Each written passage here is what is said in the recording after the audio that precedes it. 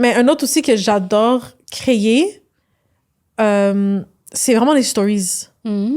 Parce que je pense que c'est comme du contenu comme exclusif. Yeah! Puis c'est comme tu y penses pas trop, tu fais juste le mettre là comme ça. Puis c'est là où est-ce que les gens peuvent aussi interagir rapidement. Tu vois, ils vont te DM comme « Oh my God, c'est trop cute! Ou mettre un petit cœur whatsoever. Fait que ça amène un petit sens de communauté sans mettre trop de pression sur « Oh my God, tout le monde va voir ça. » La création, exactement. Et aussi le fait que c'est juste 24 hours. Yeah. Fait que c'est comme just about the day and everything.